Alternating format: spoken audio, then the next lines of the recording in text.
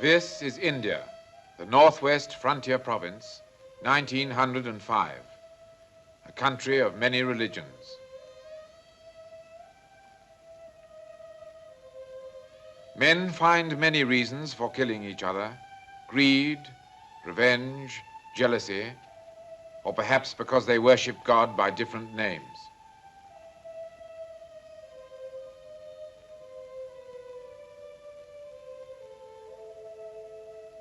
Rebel fanatics are gathering in the hills. Their objective, to kill a 6-year-old boy because he is a prince and the future leader of his people.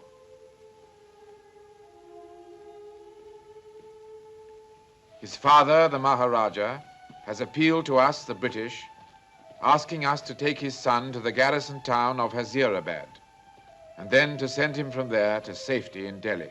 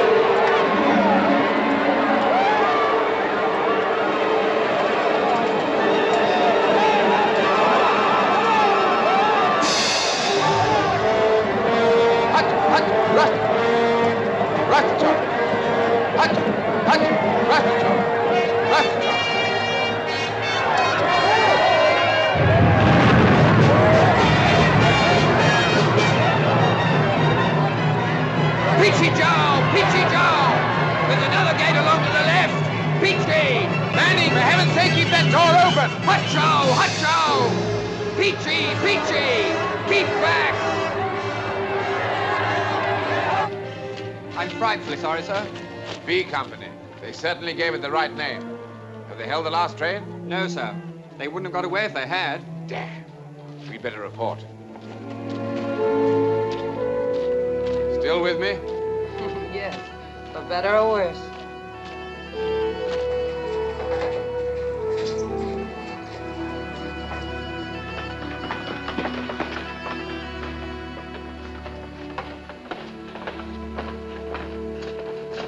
अच्छी बात है, साहब.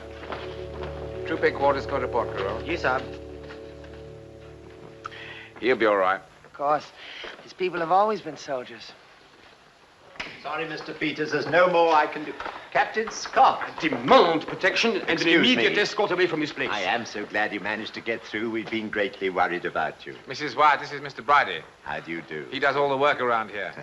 His Excellency wanted to see you the moment you arrived. That's all right, Mr. Bridie. I'll report at once.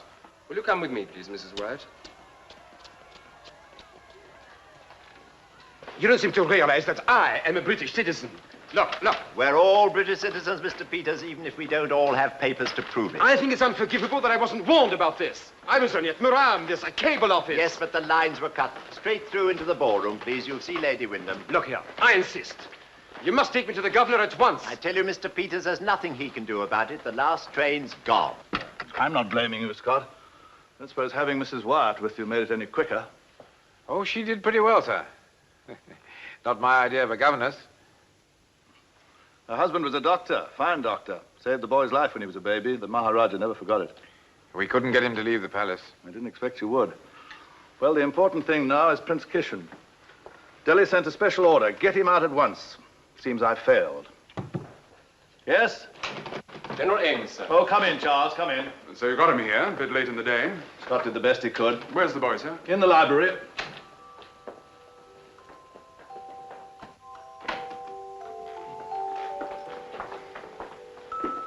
Your Highness, I'm glad to welcome you into my home. Thank you, Your Excellency. He's very tired. Mrs. Wyatt, I met your husband in Bombay. This is General Ames. How do you do? I don't know if they've explained our situation to you. The last train has gone. We held it for His Highness as long as we dared. I promised I'd take him to safety. It was the last thing I promised his father. He'll be quite safe here. What makes you think that? This isn't an ordinary tribal uprising, you know. It's something far bigger. We have no reason to believe so, Mrs. Wyatt. You have reason, I'm telling you. Princes who always fight against each other are now on the same side. Razjad, Hussein, even Rahim. She's perfectly right, sir. If you'd acted on that message I sent 3 days ago, Prince Kishan would be safe in Delhi by now. I think we are the best judges of such things, Mrs. Wyatt. I disagree. The British never seem to do anything until they've had a cup of tea, by which time it's too late. I'm sorry, but that's the way it seems to an American.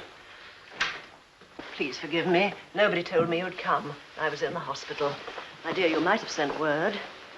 Your Highness. Mrs. Wyatt, isn't it? Naturally, I've heard of you. How do you do? Child looks quite exhausted. Same applies to you, Captain Scott. I'm sure you must be dying for a bath. I certainly am. Come along, I'll show you to your rooms.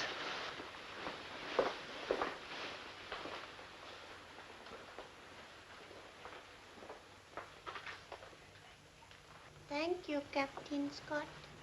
You're a good soldier. You'll have to forgive me for speaking my mind. I happen to believe that's what it's for. Hussein, Razjad, and Rahim, all fighting together. It's possible she's wrong, sir. I wish I could believe she was. Go on, Scott. Go and get some rest. Thank you, sir.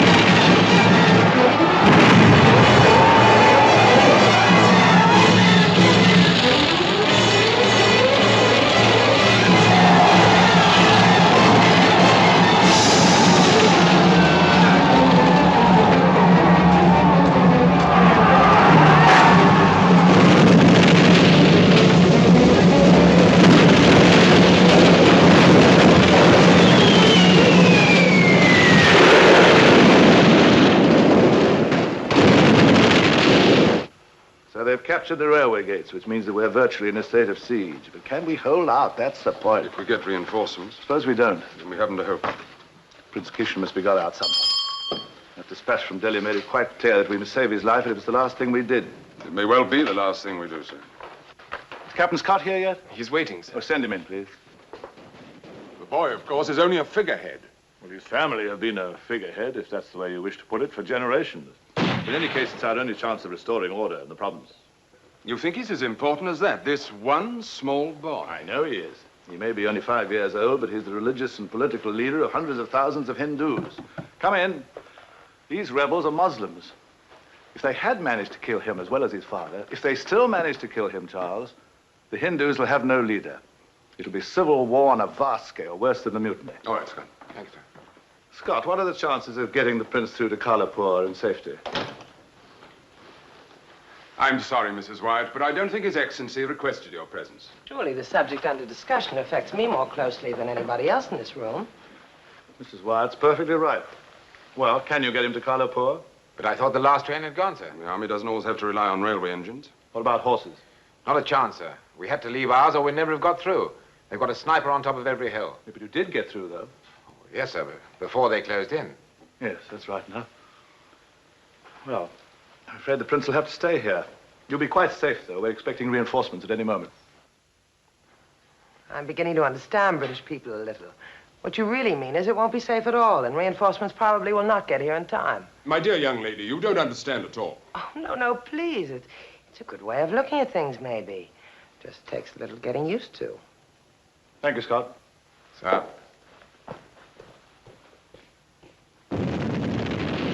There's absolutely no use you're waiting, Mr. Peters, no use at all. Well, when can I see him? Tell me when. The governor is very busy. I'm sure he'll see you when he can. I shall most certainly lodge your complaint when I get to Delhi. If you get to Delhi.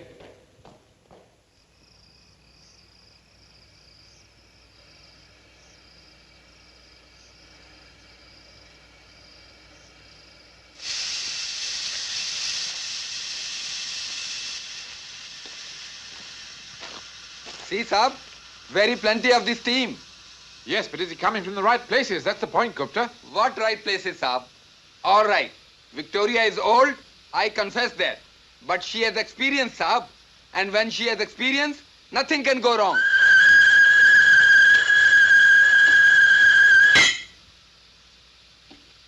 It is not the fault of Victoria, Saab. I asked them last week. And last month I asked them 17 times to give me 1 little day for repairs. But no, like you, they said Victoria is old. Victoria is no good except but for shunting. Nobody understands what to do. Kalapur's over 300 miles away, you know. What 300 miles? What is 300 miles to this engine, Saab? You know what she used to do in the Karachi run? 2 times in 1 week.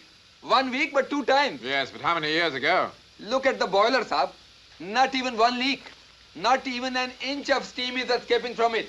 And when the boiler is good, the whole engine is good. Look for yourself if not believing Gupta. To be frankly, Saab, that is only the piston bearing which is not good. And that is why 1/2 of the steam is escaping every day. Are you sure that's all that's wrong? Saab, Gupta has been for 30 years in the railway train service. You think Gupta don't know? No, Gupta. I think you do know. We shall need a coach. Coach, Saab, there is no one but that one. But that's broken down. Broken. What about that pair of wheels over there? Will they fit? Yes, Saab, they are very fitting wheels. Tell me, Gupta, how many miles per hour could Victoria go pulling just one coach? At least 50 miles, Saab. 50? Well, at least, if not 50 miles, then at least 40 miles, Saab. And when it is mended, Saab, you don't know what speed it will go. It is very speedy. She'll be mended, and the coach. Now, the only other problem is coal. We'll never get enough in there. Yes, Saab. We need 5 to 6 times much more coal than this. Yes, but where can we put it? Have you got a truck or something?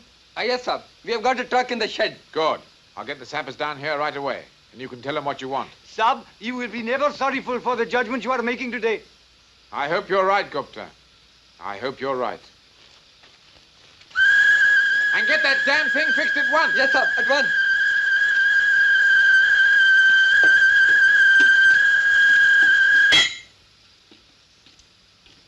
She is like the lady, Sab. She shouts too much when she is happy. Oh, come on. You must know one way or the other. These rumors must have some foundation. Must they, sir? In my experience, rumor is seldom backed by truth. Surely you can tell us if the prince is here. Of course he's here. That's why they're attacking the town. Gentlemen, when the time comes, you'll be told everything. But why don't you trust us? We could help you, you know. Look here, we know that they burnt the palace to the ground and killed the boy's father. Isn't that so? I assure you, gentlemen, I know simply nothing. I'm not in a position of authority. Sir John wants you upstairs. Oh, thank heavens. Excuse me. No, but look, just... Well, the governor cannot make a statement yet. Well, just tell us this. Why is the city being attacked? Isn't it because the British patrol rescued the prince and brought him here? Isn't it true that this entire situation hinges on Prince Kishon? His Excellency has never denied that. This province has been loyal to Prince Kishon's family for hundreds of years. While he's alive, there's absolutely no possibility of a successful rebellion. Well, then he is alive and here in Government House. The governor will make a full statement tomorrow morning. There's no hurry, gentlemen. It's impossible for you to get your dispatches out of the city. The wires have been cut. Well, in that case, why not tell us the truth? Why all the secrecy? Why are you hiding? Mr. Peters, you wish to go to Kalapur? Ah, yes. It is essential that I do. I'm expected in Delhi on Friday. You're in luck. There's a train leaving in just over an hour. I hope you can fire those rifles you're so good at selling. The armament industry is impartial. It always has been. Your customers out there aren't impartial, believe me. Will you all sit down, please? Sir John, there's no need for me to go, is there? Friday. Someone has to be officially responsible for the dispatch box. Yes, I know. Now, I've chosen you. Besides, I know that you look after my wife for me. Well, of course. Good heavens, it's not forever. You'll be back. Well, the whole thing's settled. I'd like you to be in the station yard at 11:15. You'll be in Captain Scott's hands. I'll leave it to him to explain what's going to happen. I don't intend to be a schoolmaster, but I'd like to try and explain the position to you. The whole point is, the rebels think that the last train has gone. They do not know that we have another engine. Also, the outer gate on the railway is in their hands, and quite obviously shut. I'm afraid I'm not much of an artist. Now, we hold the inner gate up here. And between these two gates was a gradient. Now, Victoria's a wonderful old engine, but she makes an awful lot of noise. Too much, I'm afraid. So although we'll have steam up, we're going to freewheel. We ought to get up quite a speed on this slope, enough to smash through this outer gate before they know what's hit them. Well, that's roughly the plan. Oh, I admit that any number of things can happen.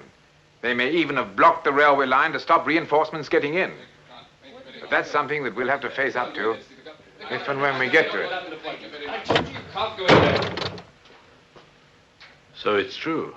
He is here. Sorry, sir. He must have bribed someone. He came up the back stairs. Would you send this man away? He worries me. Will you please leave the room at once, Mr. Van Leyden?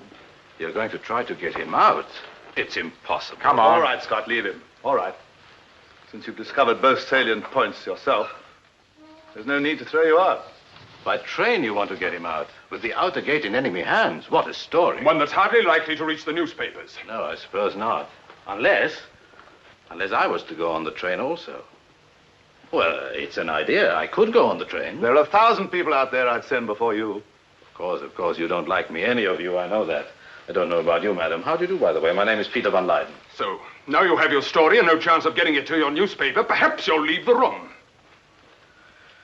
It's terrible to think what would happen to your train if all those thousands of people down there knew about it. They'd tear it to pieces rather than let it go without them. Well, of course, the gates to the station are closed and it's all a secret. Nobody could possibly know. Mr. Van Leyden, it is just possible that the newspapers of the world should know of our predicament. Oh, no. You're perfectly right. It's of no importance. Mr. Van Leyden? Yes? You may go on the train. Why, thank you, Sir John. We understand each other. Well, your luggage must be at the yard by 11. I'm going to check the dispatch box. Where do you think you're going? To get my bag, of course. Yes, why not? That's an excellent idea. Oh, I see. If I go now, I miss that train, is that it? Yes, Mr. Van Leyden, that's it. Oh, well, in that case, I shall have to travel light. As a journalist, I'm used to it. Look, I couldn't wish for better company. The decline and fall of an empire. Roman, not British. You haven't given me a chance to speak to you, John. There's nothing really left to discuss, my dear. You should be getting our things ready.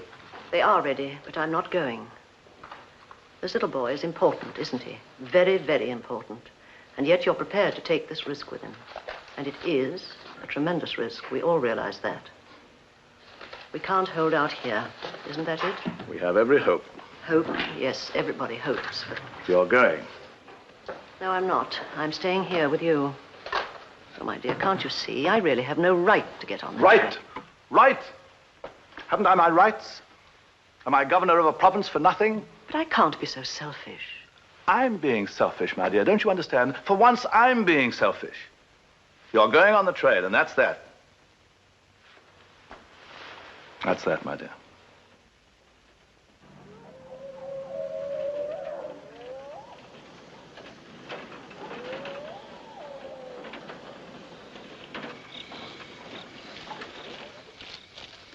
Your luggage has been loaded. Will you board the train, please? Sab cheez ठीक है, Dr. Sahib? Ji, Saab. You've got a complete set of tools in there. Crowbars, pickaxes, anything can happen on this trip. Everything you can think of. I asked for these mountings to be fixed. They're firing too high. I'm sorry, Bill. There simply wasn't time. Well, let's hope they keep their distance. Good luck. Thanks.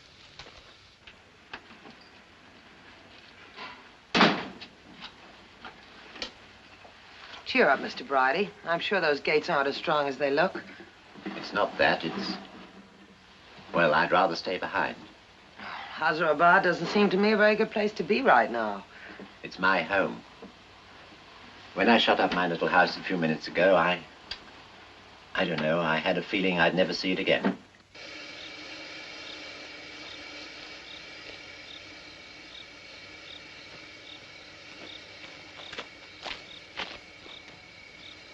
Satisfied? You trying to kill us all? We're trying to save you. The British are incurably optimistic. But you're British, Mr. Peters. My passport's British. You really think we can get through? Would I be trying it if I didn't think so? Of course you would. You've been ordered to try it. Get aboard, quickly. How's the pressure, Gupta?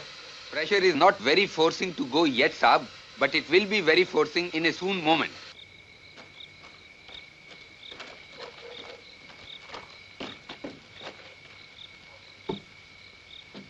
Do les paix.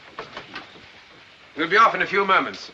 Will you all lie down on the floor, please? It may be a little uncomfortable, but I can assure you it's absolutely necessary, and it won't be for long. Mr. Bridie, turn that lamp out, please. All being well, the train won't have to stop on this trip. But if it does, don't look out of the windows, don't leave the carriage, but put the shutters up and wait for me to come along and report. Right. Actually now, Gupta. Now it is forcing, Saab, but it will be ready to go only in a very, very soon moment now. Lie down right here. Oh, Mrs. White. Well, there's much more room here. I'm quite happy where I am, thank you. Never mind, Mr. Peters. The Americans are by tradition isolationist. Now it is terribly ready, Saab. Terribly ready. Is everybody all right? Good. We're off. For better or worse.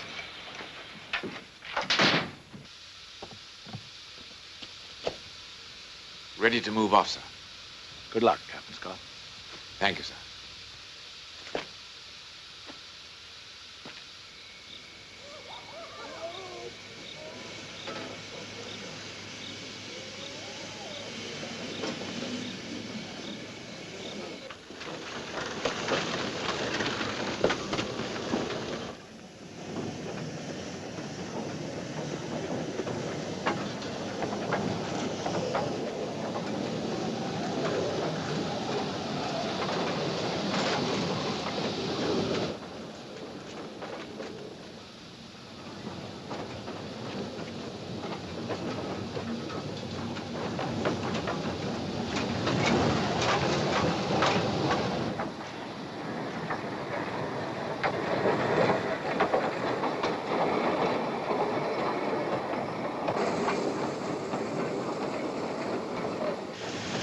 Close the fire door, Gupta.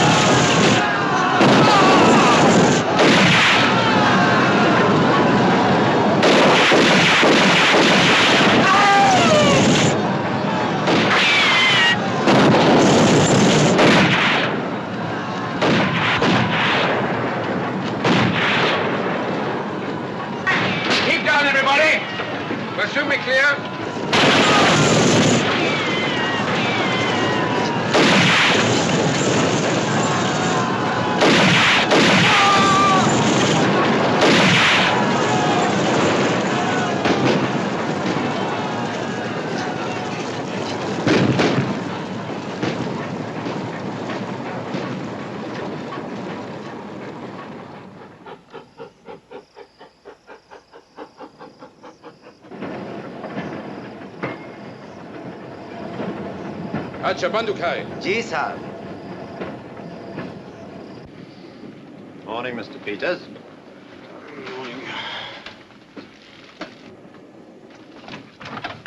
Yeah. Sorry, it's a Lee Enfield, the rival firm. 10 rounds. I've never used one of these things before in my life. They're for killing people with. Why do fighting men pretend to despise those that make and sell them their tools? A soldier's job, Mr. Peters, is not primarily to kill. No? We have to keep order, to prevent your customers from tearing each other to pieces. You really believe that? I wouldn't say it if I didn't. No, I don't believe you would. What I dislike about you chaps is that you sell your stuff without discrimination. To the other side, you mean? You think we should be like God, only on the side of the British. But the Germans and the Japanese and the Hottentots, they all think God's on their side. And so do these rebels. They're only children. Would you give this to a child? They are not children. They're grown men. Uneducated men, I grant you, but fighting for the freedom of their country. You see? Well, you may feel differently about it when you get one of your own bullets in the stomach. If you think I'm ashamed that these are my merchandise, you're wrong. Men make wars, not guns. Before there were guns, men used swords, spears, stones, blocks of wood, anything they could lay their hands on. Oh, go away, I'm sleepy. Yeah. Oh, can't you shoot either? Oh, yes, I can shoot. Newspaper men have to be able to protect themselves sometimes.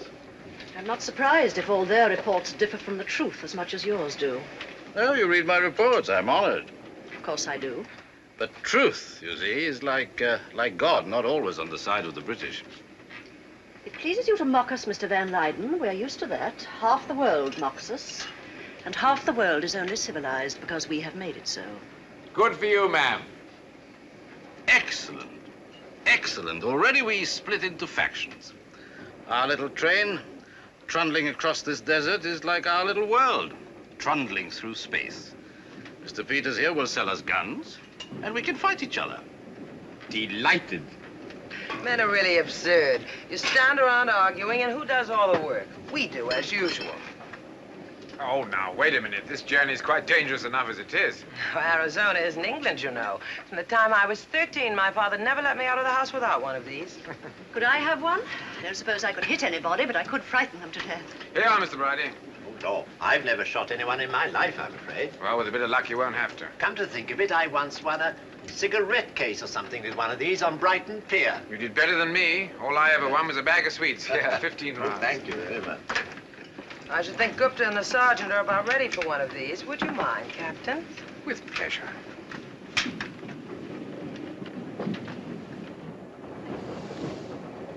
Daftar Sahib, Charlie. Meherbani Sahib.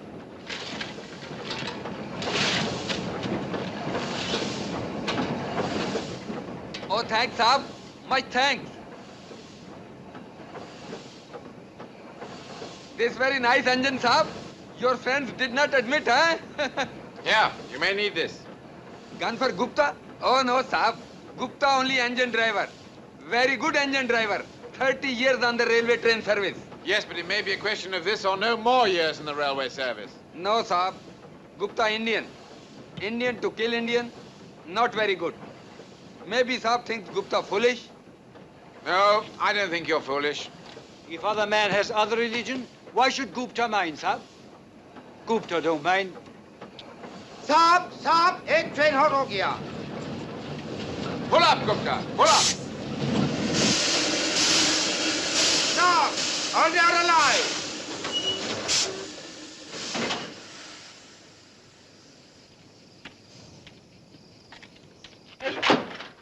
Shutters up? Good. And please, don't any of you leave the train. No trouble, I hope. Nothing for you to worry about, Mr. Bridie. Come on. Hamare Satao. Dr. Sahib? Gupta, if you hear firing, get back as quickly as possible. Don't wait for us. Yes, Saab. Gupta will do that. But Saab also to look after himself.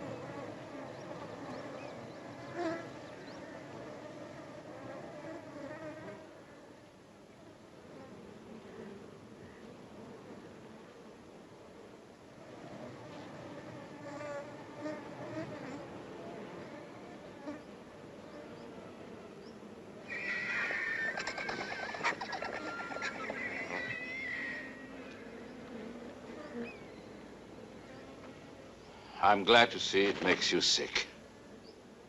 I thought I told you to stay in that train. I'm a newspaper reporter. It is my duty to look. To look and to report. All right, Van Leyden. Go on, have a look. Have a good look. And see what happens when the British aren't around to keep order. Keep order? You? You divide. You set Muslim against Hindu. You divide in order to rule. That's what you do. The Muslims were fighting the Hindus for hundreds of years before we came to India. And will you know it? Now go on, get back on that train. All right, I'm going. I've seen enough.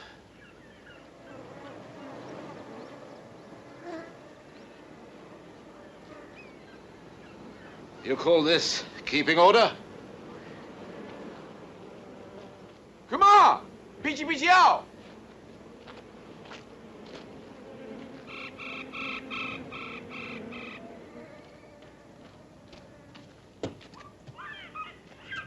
Hey, Kumar, Madat karo.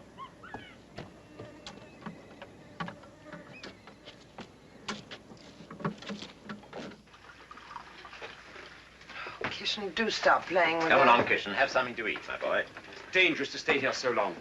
Nico, what does Captain Scott think he's doing? He's supposed to be protecting us. What is it? What's holding us up? What's happened? Oh, come along. We can't all go and look. Don't. Please, Mr. Van Leyden, tell us what's going on out there. It's the refugee train. The refugee train, it ought to be miles away. What's it doing here? What's it stop for? Something wrong? Those poor people. Can we help? Is there anything we can do? Do? No, there is nothing you can do. Any of you. Except go home. And keep order at home and stay there. For good.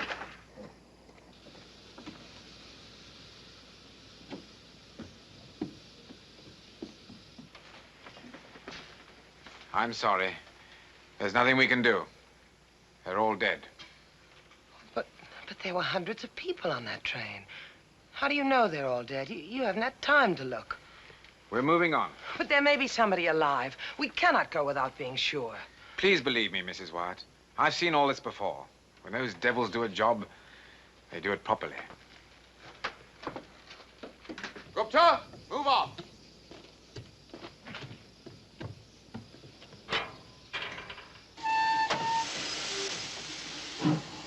Hold it! Mrs. Wyatt, please get back on the train. Mrs. Wyatt! You can hardly court-martial her. She's not one of your soldiers, and neither are we. If the Saab permits, then Gupta to try bringing back the Mem Saab? No, Gupta. Let the Mem Sahib find out for herself.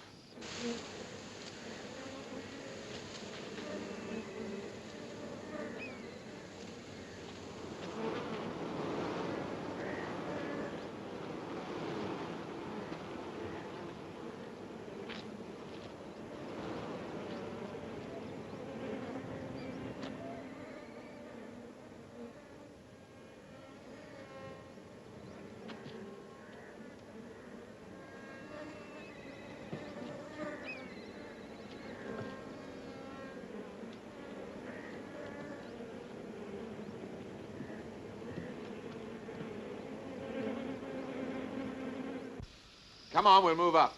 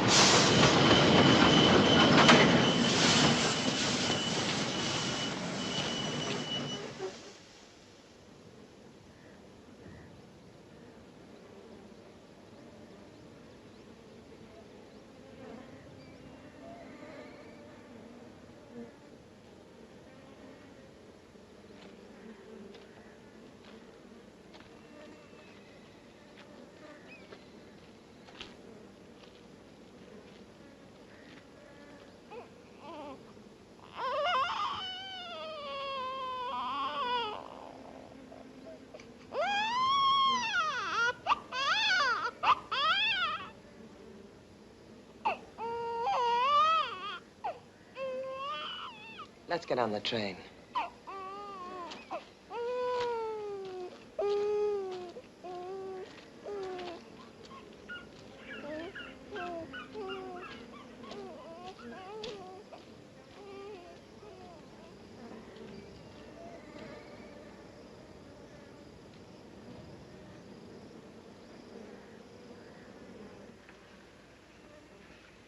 He was a chance in a million. He was completely hidden. The mother had covered him with her body. Nobody Please could have- don't make excuses. I was wrong and that's that. Where's Kishan?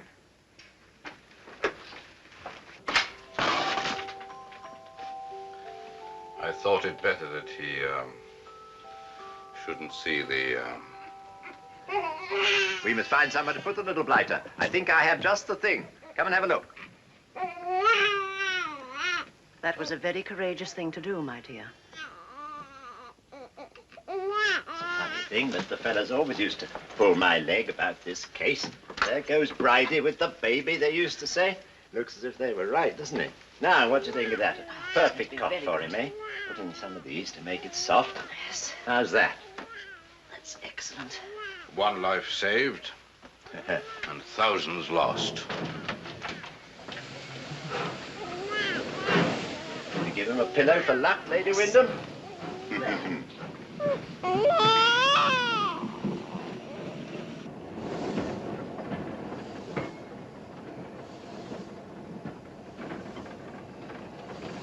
Laskar. The driver of that engine was friend of mine, Saab. 30 years on the railway train service. He had 4 small children, Saab. You know, Saab, sometimes I want to get hold of my people, all my people, and beat their heads together to put little sense into them.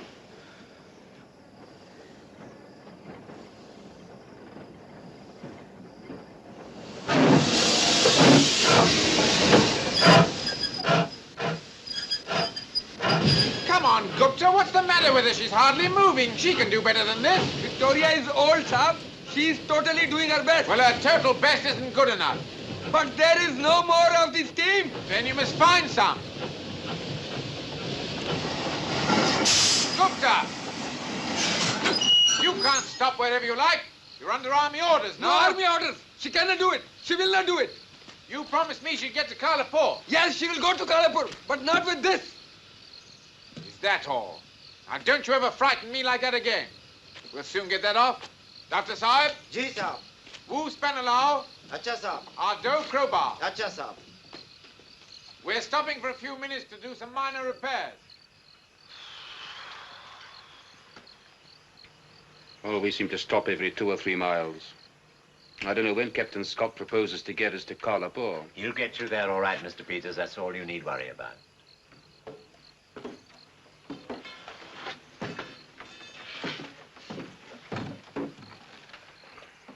Mr. Van Leyden, would you mind passing me my case? It's just on the rack there above your head.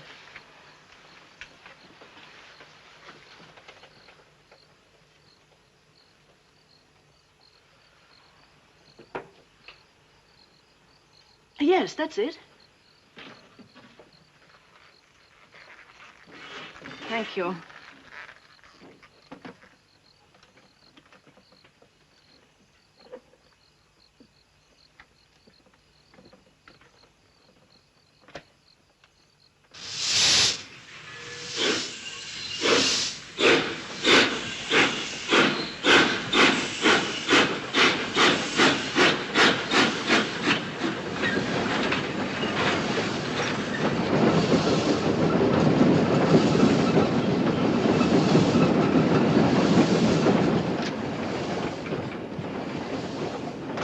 Ah, thank you.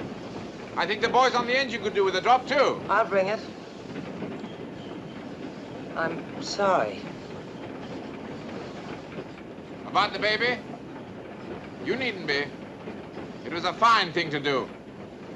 That's not why I did it. You'd have to go too far back with me to understand. I think I do understand. You were married to a doctor. A very fine one from all accounts. A man who died trying to save people's lives. It's impossible to be married to a man like that without living up to his ideals. I'm right, am I not? You're right, but for all the wrong reasons. I didn't live up to them.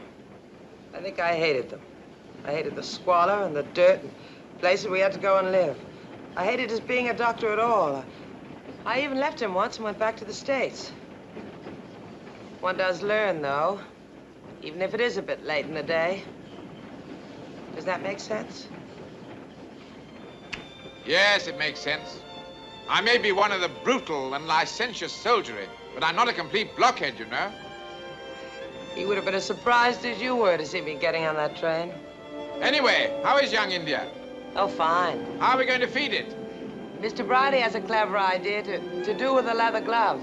If we had a leather glove? Well, Lady Wyndham has. She has everything tucked away in that handbag of hers. Smelling salts, playing cards, iodine, bandages, even the latest edition of the London Times. Now, how about that drink for the boys? And I could do with a good cup of tea. Coffee? Or would that bring the Empire crashing down around us? Tea.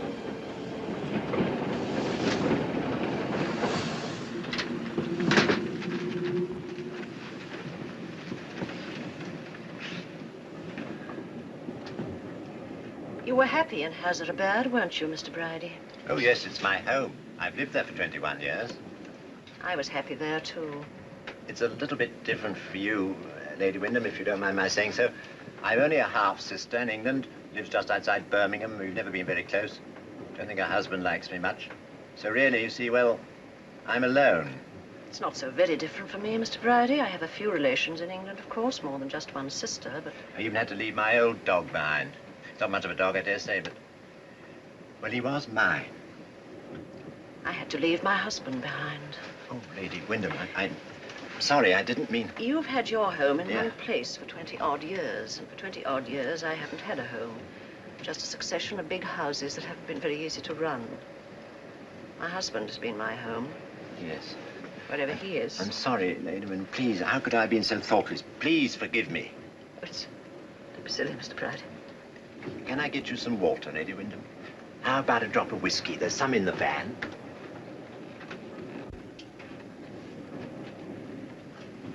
Lady Wyndham, what's the matter?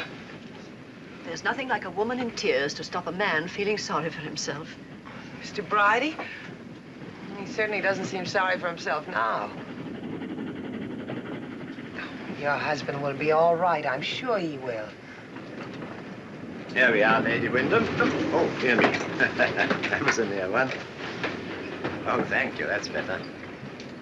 It's rather strong. Some more water. Good gracious, I'm not complaining. Oh, Mrs. Wyatt, what about you? A little... Oh, no, thank you. I'm supposed to be fixing tea. Leave it to me. Now, you see, he's quite happy now that he's doing something for somebody else. You've been married, my dear. You should know that much about men. Maybe a doctor's wife doesn't see enough of her husband to find out. He was one of his patients, you know. So thin and wasted like a starved little frog. Look at him now.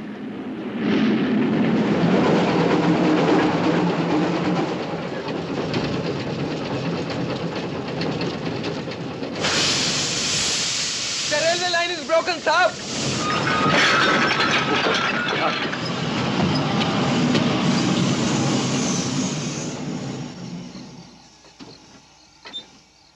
Reverse, quick! Back in the tunnel. Yes, sir. Doctor! Maxim!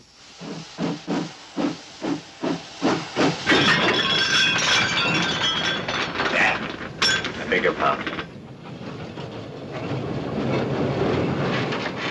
I've blown up the line.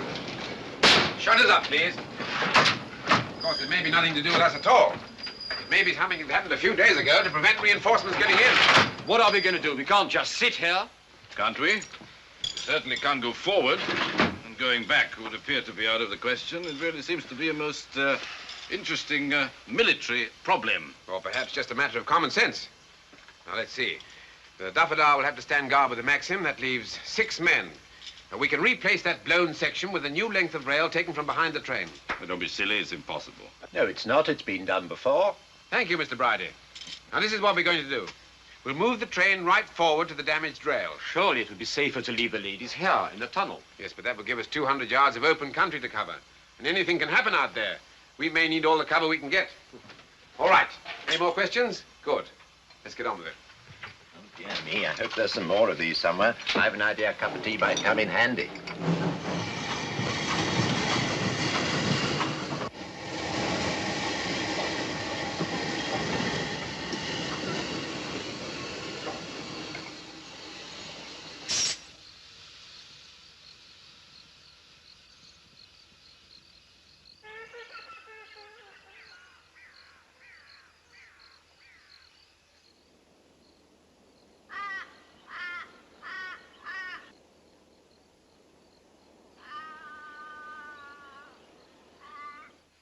Well, it looks clear enough.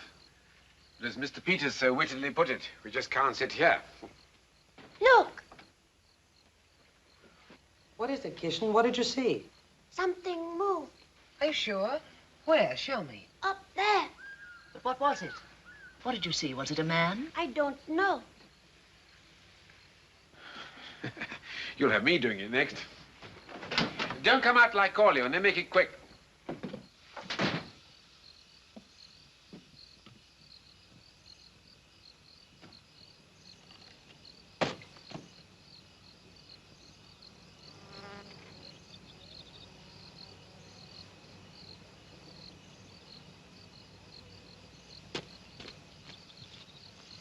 Kumar!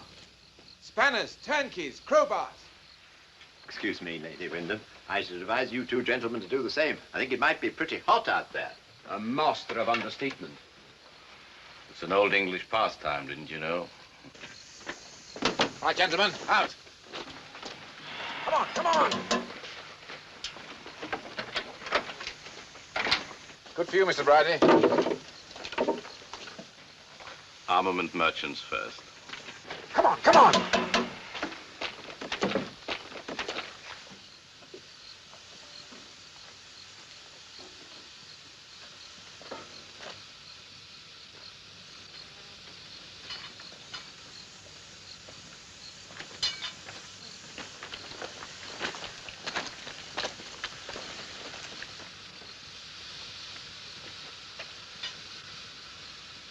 Well, if there is anyone out there, this is the moment they've been waiting for. Why not send one of the Indians? Mr. Peters.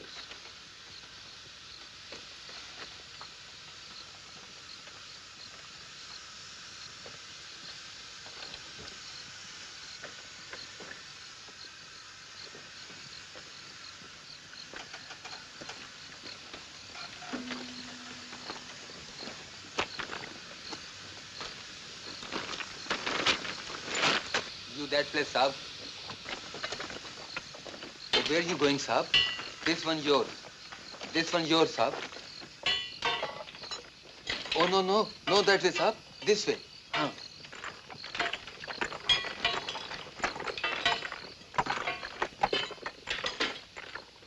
Van Leyden, for heaven's sake. Don't you want posterity to know what a resourceful hero you are? We want help now. You know what you sound like? The empire builder in distress. I'm coming.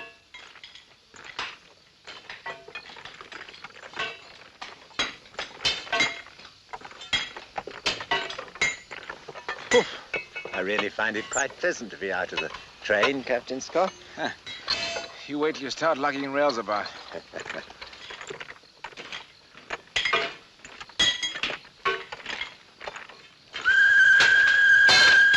Strangle that, Gupta!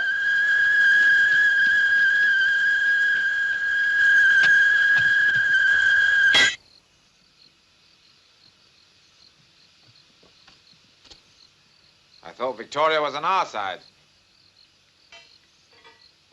Quick as you can, gentlemen.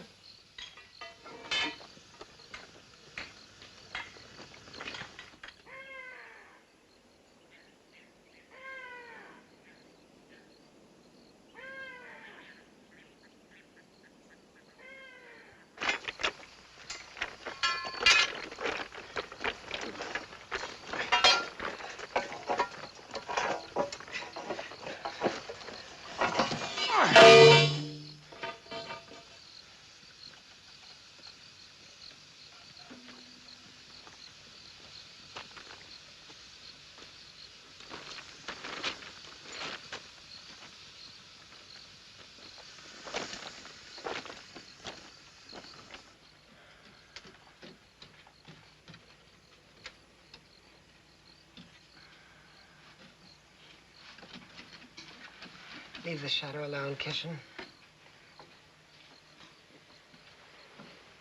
Come and sit over here, Kishan, and we'll build a card house, shall we? I'll show you how. Now, gather up the cards first.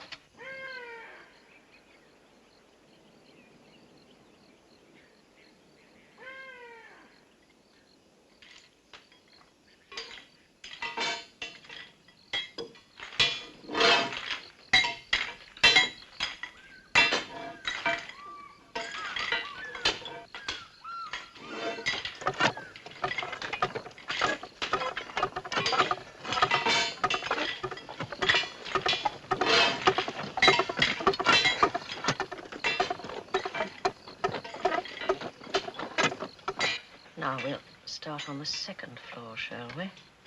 That's right. Now you put your wall up there. Now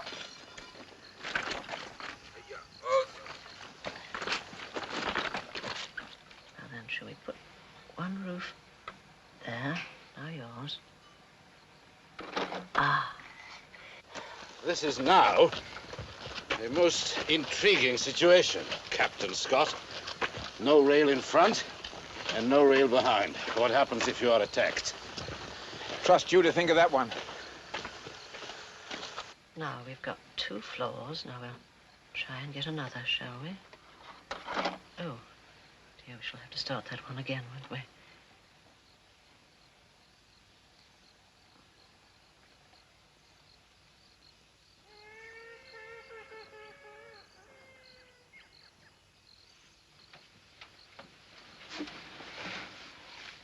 Look, there it is. A heliograph.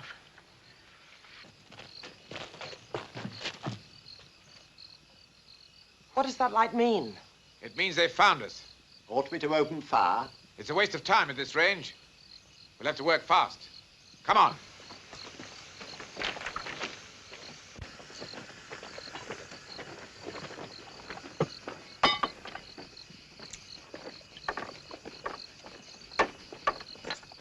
Now, come and sit down here, Kishan. Why? Just do as you're told, darling. Right in this corner.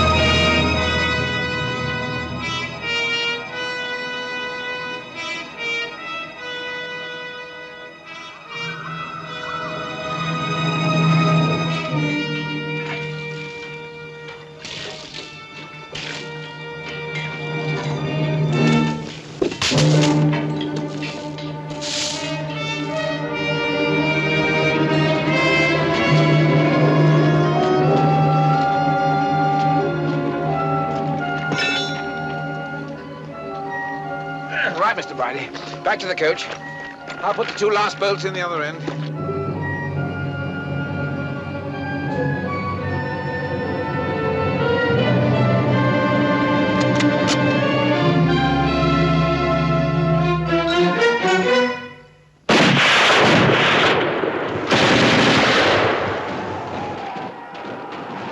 Back in the carriage, quickly. Keep your heads down. Gupta! Get back!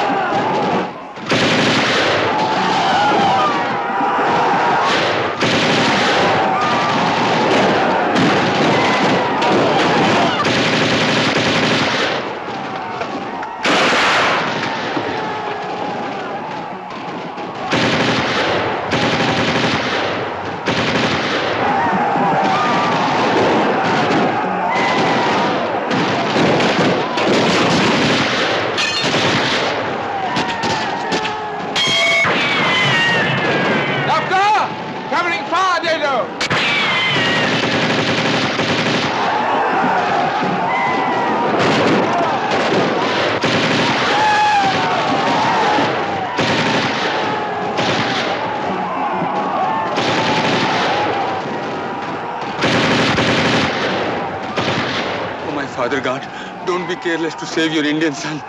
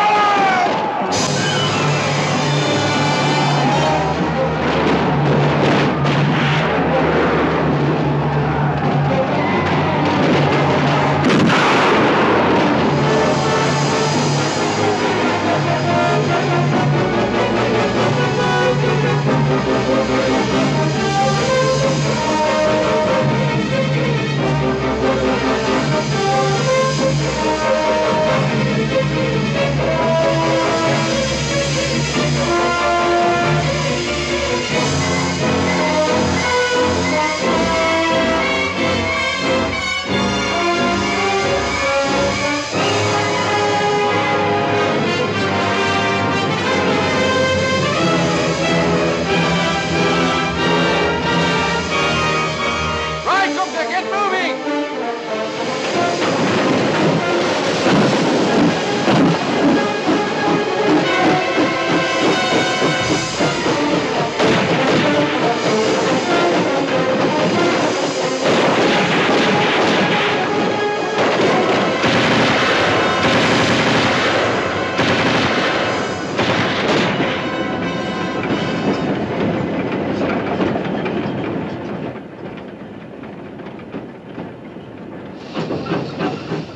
What's the matter, old fella? You been hit? Yes, sir. But he was careful to hit me only at the foot of the leg. And a little bit in the arm also, sir. That is all. Oh, we soon fix you up. Another couple of miles will be down on the plain. We can relax a bit, I hope. Yes, sir. And Gupta will have to teach you to drive Victoria, sir. Can you keep your eyes open a few moments? I want to see how they are on the coach. Yes, sir. You did well.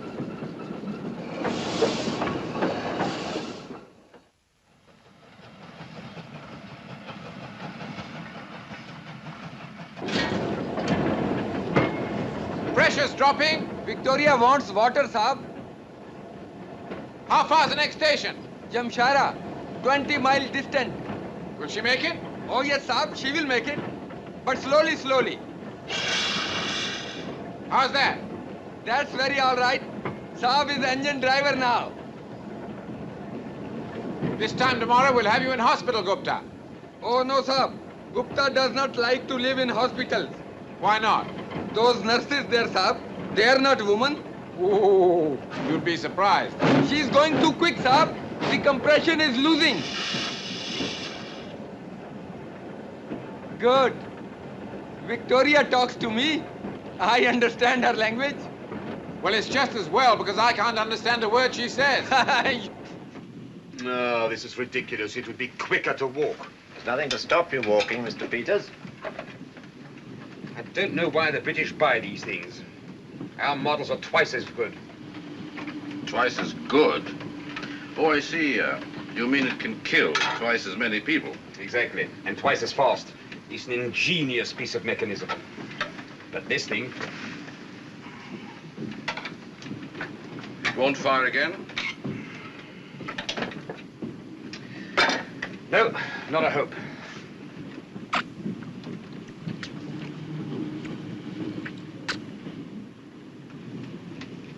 Now, this you might call an ingenious piece of mechanism. It's a lifesaver, too, not a life destroyer. I'm surprised to find you a sentimentalist. Most ruthless men are sentimental. I don't know why. Me, ruthless? What makes you say that? The things you write. Crude sensationalism. I'm very flattered that you're such an attentive reader of my work. Reading newspapers is like everything else in life. One must take the good with the bad, the informed and the shoddy. Thank you. You do an awful lot of harm. You know that, don't you? Sometimes I think you're even inciting violence. The cure for some diseases is often violent and painful. War is like that, but it's sometimes the only cure. I'm sorry. I was just quoting from one of my shoddy articles.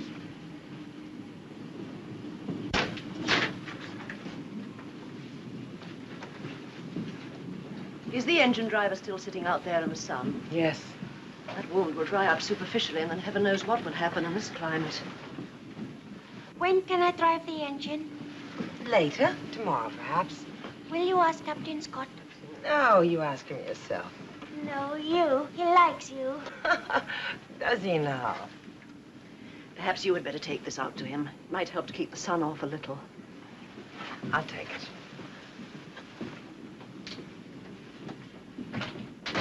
Captain Scott! Lady Wyndham says the driver must keep that wound out of the sun. You see, I told you she has everything. Here you are, old Gupta. I hope none of your fellow engine drivers see you looking like this. No, Saab. They will be calling me Lady Gupta. All set for Henry Regatta. Who is Henry Regatta, Saab? He says, who is Henry Regatta? It's not a who, Gupta. It's an occasion. When all the most sahibs in England get themselves together, dress up in a lot of silly little hats, and row themselves up and down a river. That is very funny. Why do they do that? Why? Why indeed? You may well ask. I don't know. It's one of the things I joined the army to get away from. Pressure, Saab. Oh.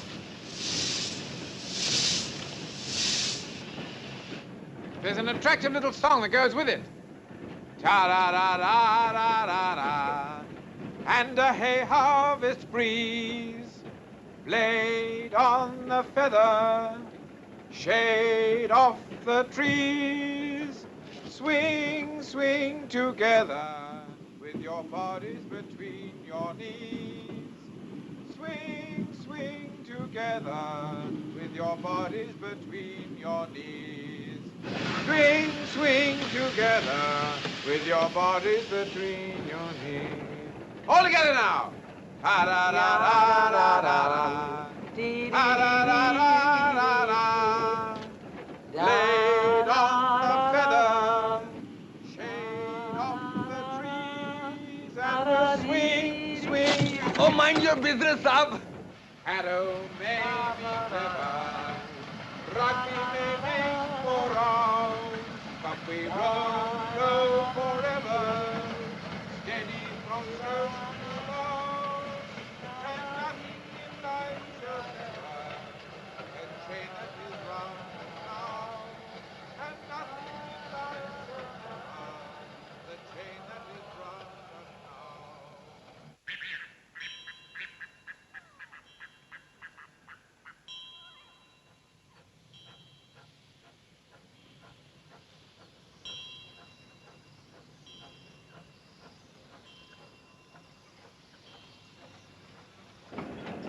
I'll have to stop her, Gupta. No, Saab. If you stop her now, she will never start again. Then we'll take a chance. We'll give them a short burst with the Maxim as we go through. If there's anyone there, they'll know we mean business. Dr. Saab, come it off. Keep down everybody in the coach. Kumar, Maxim ke saath chalo.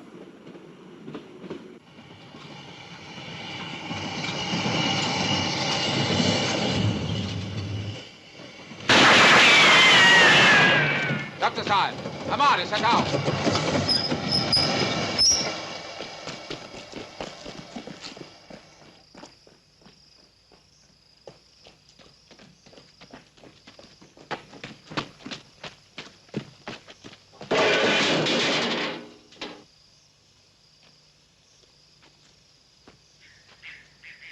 They've certainly made a shambles of this place. Saab, to please see if they have not spoiled the well of water, and also if the pump is working. Well, if it isn't, it's a long walk to Kalapur. Dr. Saab, chat ke upar jao. Khoob dekho. Jaldi, jaldi. It's all right, everybody. It's quite safe to come down now. Mr. Peters, Van Leyden, search about for some wood, please, and take it to that pump house.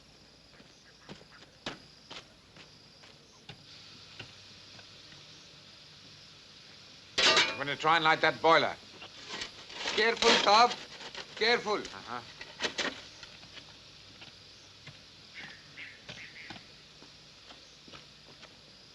If I can get that pump to work, we're going to get some water. But we've got to get it from there over to the engine. So if you'd all look around for something to carry it in, it would help a great deal. Oh, and Mr. Van Leyden, unfortunately, your survival depends on ours. So if you don't mind, some wood.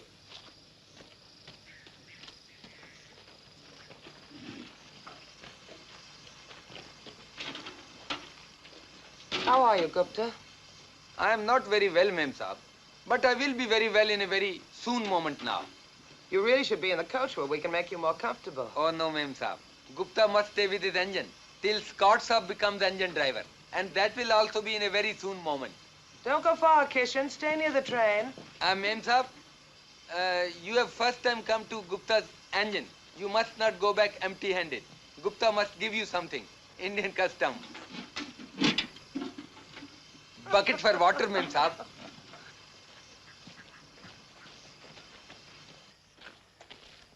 Thank you. Put it down there. If this works, we'll probably get some water. And if it doesn't? And we'll stay here until they kill us. It would be preferable then that it works.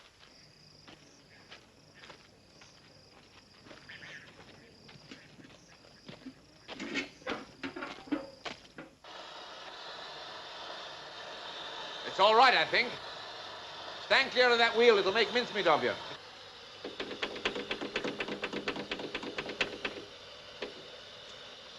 Come on, old girl.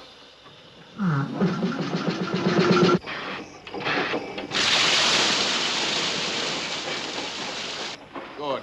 Outside. Keep that fire going, Ben Light. There it is. Fill your buckets. Come on. Out. Muttered Dado. That's the side. Boom Deco. Gupta, where does the old girl like to take her drink? She drinks upon the roof, Saab. Right.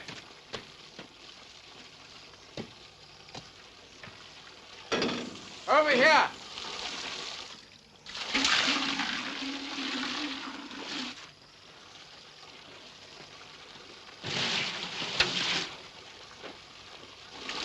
Kishan, you're all wet. Go over there and take your shoes off and play.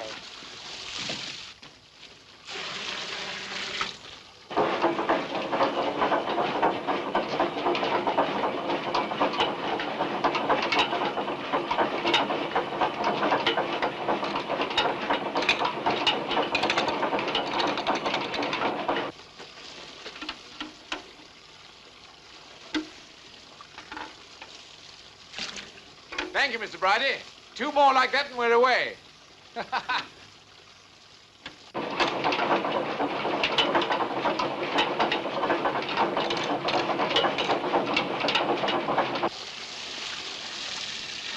Oh, you look surprised. Well, I am, to see you working so hard. Everybody can if they have to. Does that mean the armament business is hard work? Good heavens, no. People are always fighting each other.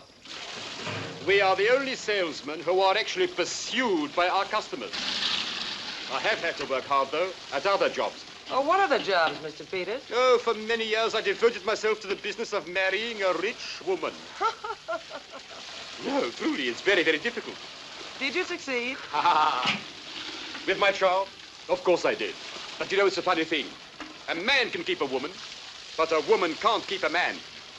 Poor Vera, I ended up by despising her. Myself, too, come to that. But it wasn't a good job anyway. Too much hard work.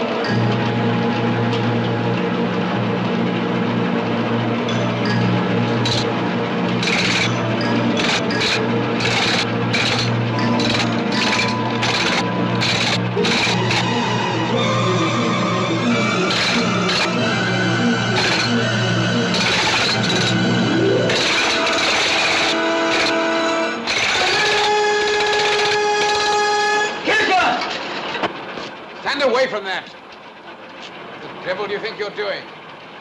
You ought to have more sense. Don't fuss. I was looking after him. Come on, back on the train. You two.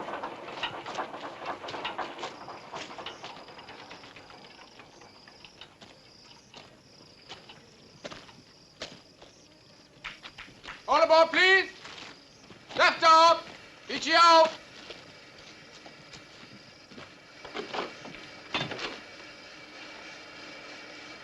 Right, Gupta? Kalapur. Kalapur, Saab.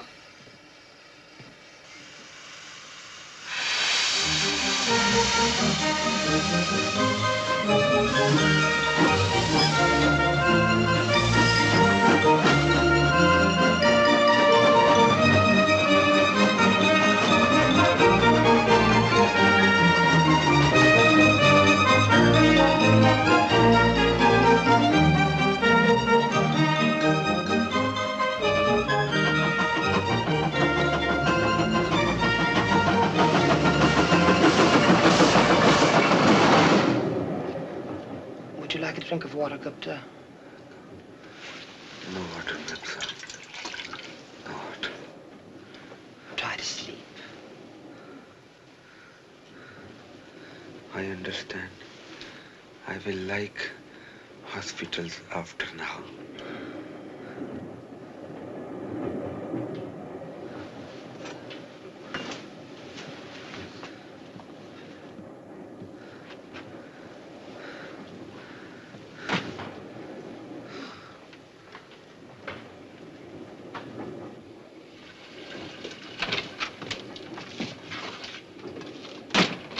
How's Gupta?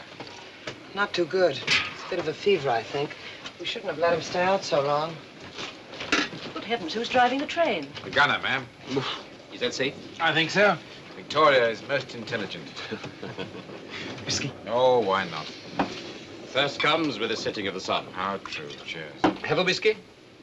No, thank you. Oh, come on, do you good. I don't drink. What? You a journalist? It's not an essential part of the job. No? You surprise me. Oh, come on, to show we're all very good friends. I said no, didn't I?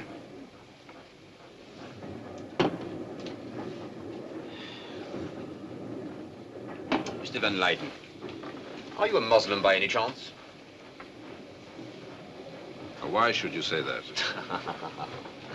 Because you won't touch alcohol, and because this morning you were most unwilling to give Lady Wyndham her case. Her pigskin case. Yes, I am a Muslim, it so happens. A Dutch Muslim? That's a bit unusual, isn't it? Not so unusual, no. Many Dutch Indonesians are Muslims. Are you an Indonesian, Mr. Van Leyden? Or half Indonesian? Yes, I am. I don't see why an Indonesian should be quite so anti-British. Indonesian, Dutch, British, Christian, Muslim, what has it got to do with it? I merely sympathize with small minorities fighting the aggression of big nations. In any case, the accidents of my birth have nothing to do with you. Any of you. You're perfectly right, I'm happy to say. You're being very slow, young man. Snap. A very ill-natured fellow. Snap.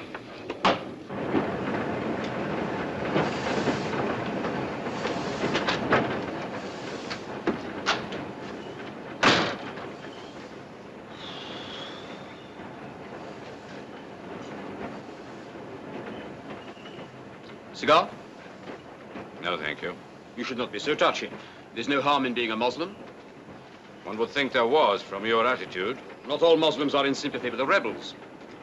Thank you very much. But some are. Oh, are you? Me? What are you driving at? I'm no Muslim. Muslim or no Muslim, after all, you are the man who sold them the arms.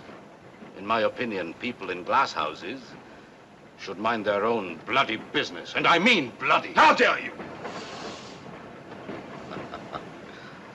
You should not be so touchy. I think I'll change my mind. I'll have that cigar after all.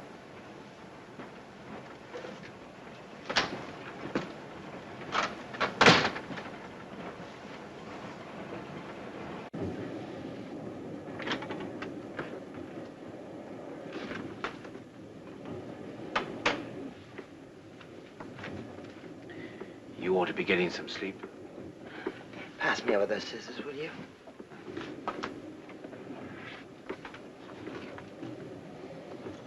He's a lot tougher than he looks. Anything else? Yes. Put a little water in here, would you?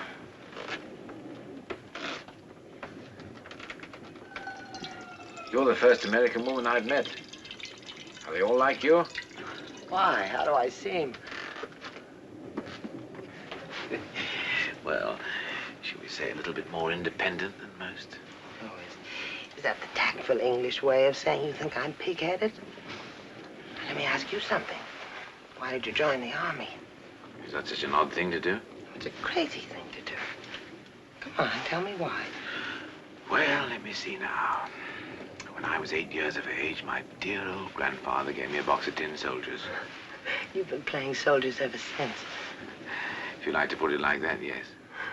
Don't you ever feel it's rather a waste? Well, after all, we were all put on Earth with minds of our own. Why hand yours over to somebody else? Why can't a soldier have a mind of his own, too? Well, can he? He spends his life taking orders from other people, whether he agrees with them or not, like a machine. We're not machines. We're human beings like everybody else. Soldier can never be that, not in the fullest sense. Human beings have responsibilities. But don't you call this trainload a responsibility? Oh, not yours. The governor ordered you to get us to Kalapur. If you fail, the responsibility's his. Well, thank you for that. Thank you very much indeed for that most comforting thought. It's not that I'm not grateful to you for saving me. I am. I told you that. But that doesn't alter my opinion of soldiers.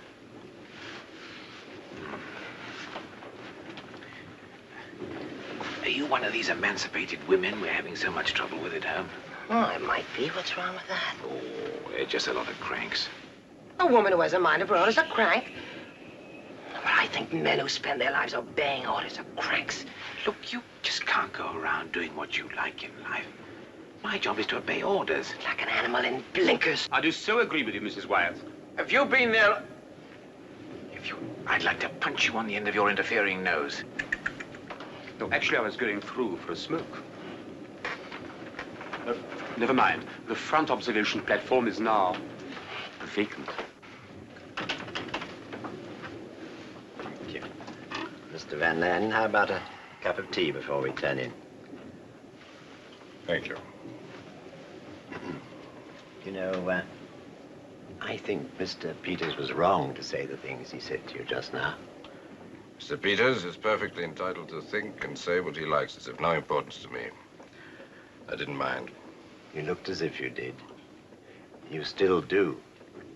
Do I? Is there any sugar? Oh, how silly of me. Go. Back to the footplate. Good night, Van Lyden. Good night. Good night, Mr. Bridie. Good night, Captain Scott. Don't stay out there too long. Must get some sleep. Good night, ma'am. Try and get some rest. Got enough? Oh. You know, I've got a lot of friends back home in Hyderabad who are of mixed blood. Don't be shy, Mr. Bridie. They are half-breeds. So am I. There's nothing to be ashamed of. No, that's just what I tell them. They're charming people. I do hope they're all right. They're charming to you because you are charming to them. No, that's nothing to do with it. They're my friends. I told you, they're my friends. Half-breeds in this country, Mr. Bridie, are hungry for friends. They spend most of their time worrying about what they are and what they are not. I think it's degrading. I'm not ashamed to be what I am. I think I'm all right. I have a certain amount of power, you know. I don't think power has anything to do with it, Mr. Van. Oh, yes, it has. It is vital. If people know that you can hit back, they're careful how they treat you. You mustn't be angry with her. She's one of the old school. I'm not angry. In fact, I rather admire her. She's proud, tough, ruthless, unashamedly patriotic, a real pain in the neck.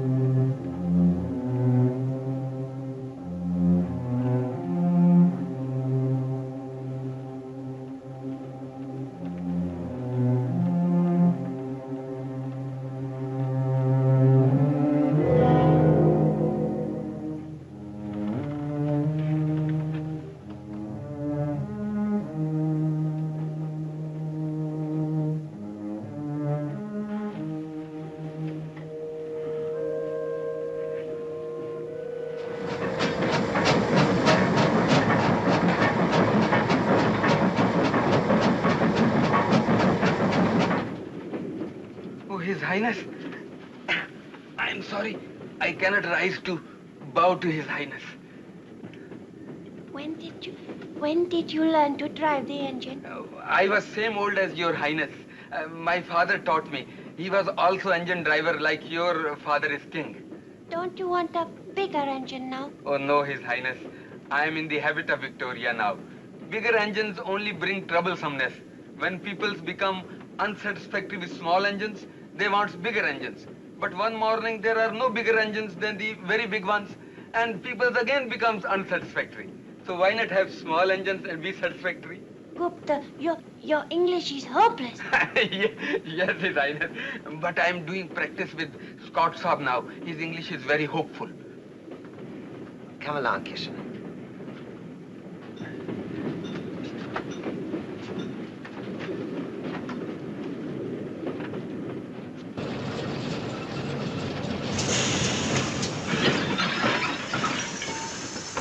We're stopping. Oh, yes. It's the Cupra Bridge. It's almost 5 years since I was here last on my way home from leave. Quite a contrast.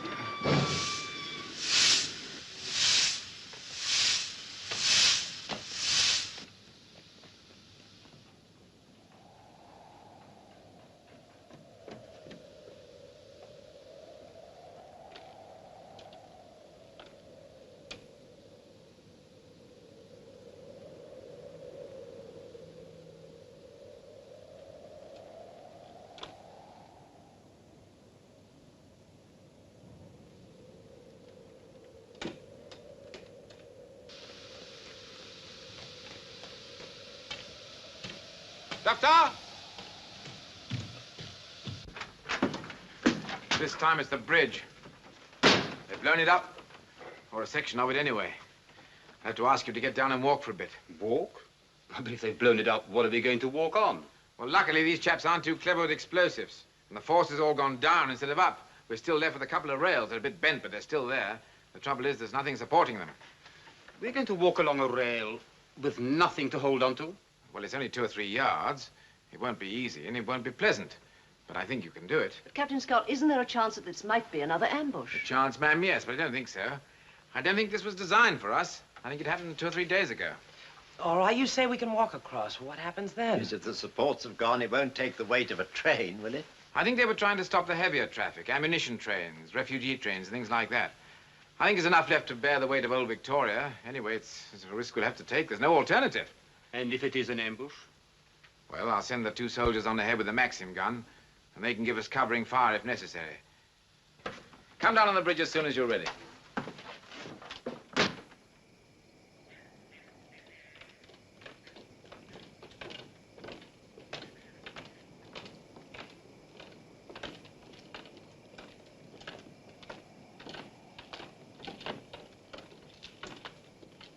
Kumar?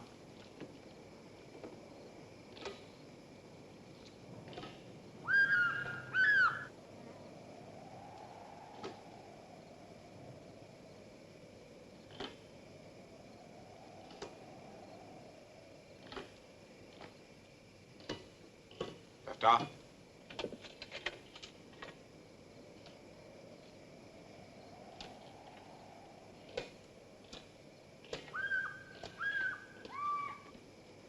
Let me have the baby now, please. Thank you.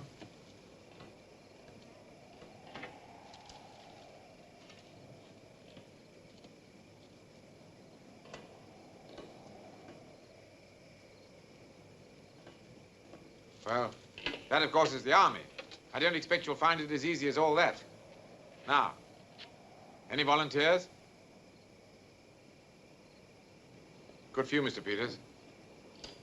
Now, don't look down.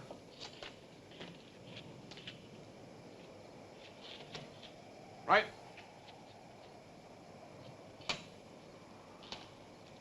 Good. Ma'am? Step up on the rail. Don't look down.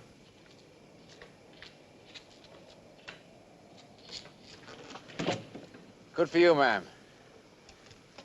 Mr. Bradley? Now, sir, on the rail. Don't look down. Oh, dear. I can't move. It's all right, sir. Good for you. Go on. Captain Scott won't let you fall. Look, I'll show you. If I can do it, I know you can.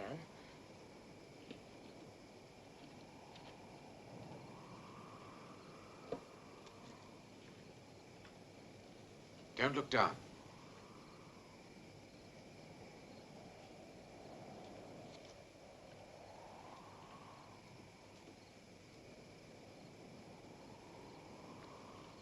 Good girl. I'll cross, and you pass the boy over, Van Leyden.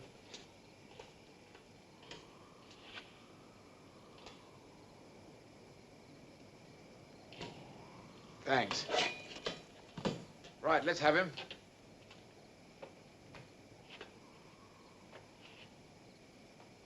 Now then, look at me, young fella. Keep looking at me. Now hold him out. Reach out. Right, hold him out, Van Leyden. Well, reach out with him, man. Look at me, young fella. That's a good boy. Don't look down. Come on, man. Stretch out. Peters, get my waist. Hold him out. Well, what's the matter with you? Stretch him out. Go on. Grab the boy.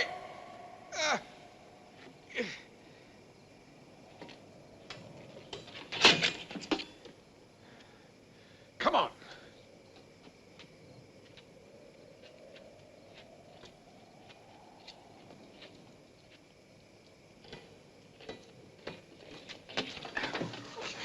What the devil do you think you're doing? Please. Please, nothing.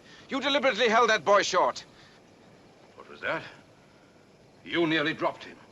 And you have the audacity to blame me? That's how you wanted it to look. Don't be childish. And what went on in that pump house with that ruddy great flywheel? Pump house? Pump house? What is he talking about? Let go of me. Oh, no, Mr. Van Leyden. I'm not letting you go. You're a Muslim, aren't you? I was wondering when you'd bring that up against me. And the people who want to kill that little boy are Muslims, too. Come on! Jaldi Wapasao! I'm putting you under close arrest. You do that, Captain Scott, and I'll put you into every newspaper from Calcutta to Berlin. That's a risk I'll have to take. You disappoint me. I really thought you had a brain in spite of being a professional soldier. Yes, I am a professional soldier. And I am a professional journalist. I warn you, you are overstepping your mark. I'm a free journalist. My job is to report. And my job is to get that boy to Karlapur in safety. The man's a maniac. The sun has gone to his head. Oh, madam, don't you hold that boy around the neck, or he'll say you're trying to strangle him. Come on. Usad me, Pakro. All right, Captain Scott. You seem to be determined to get yourself into the headlines. But you'll regret this.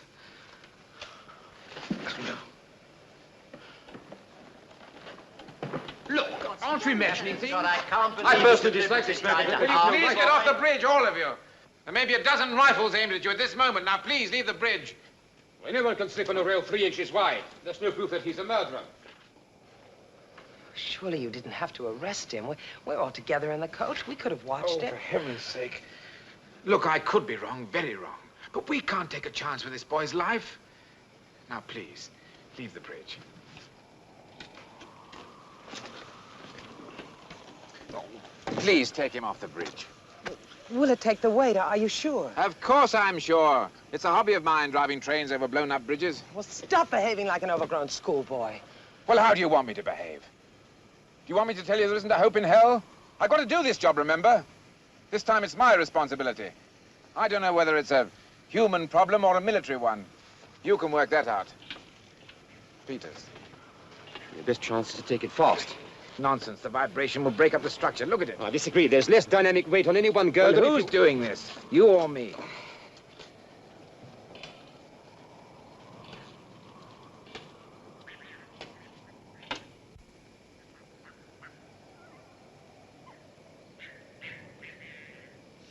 All right.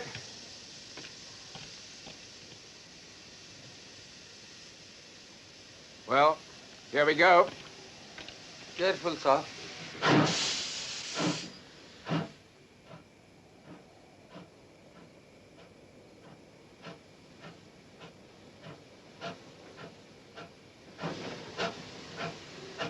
Stand by, Gupta. This is it.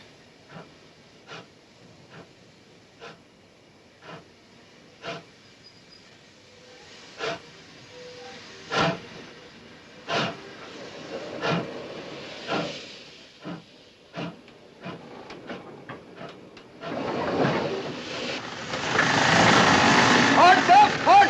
Don't speedify! Don't speedify!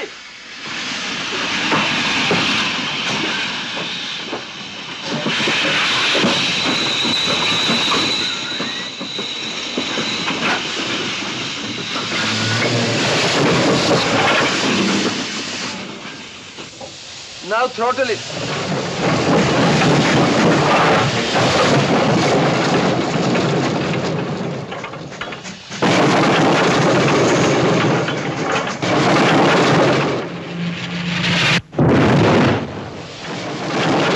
Very slowly, slowly. Yes. Very little bit more.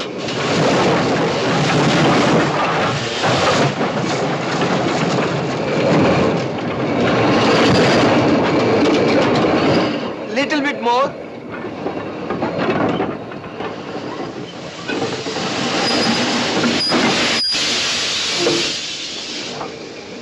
Yes. Very slowly, sir.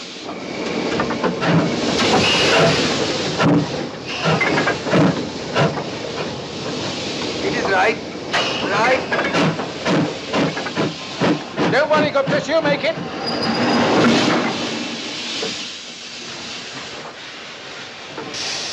She's made, sir. She's made. Good driving, sir. Oh, sir.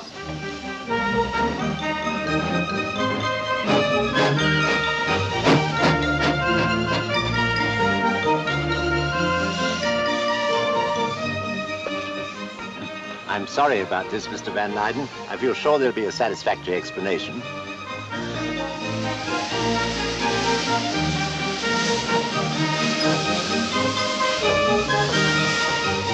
We made it! Bless our old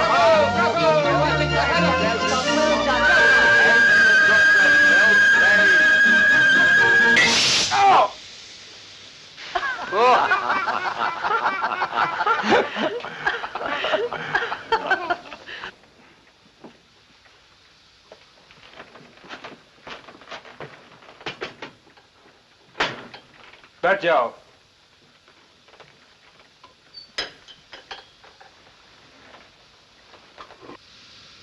Captain Scott? Yes, ma'am? I want you to know that I think you acted very wisely over Mr. Van Leyden. Well, if I didn't, I'm in the soup. Gupta? Yes, sir. Is the old girl ready to go, or does she need a breather? She's not a young man like you, sir. She needs some steam now to go. How long? Oh, not more long than 5 minutes. Right.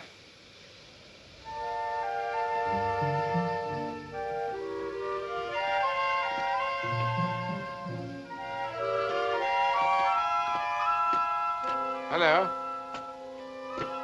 Isn't this carrying the celebrated dislike of soldiers a little too far? What do you mean? Well, looking so bloomin' miserable just because I didn't end up as mincemeat down in the valley.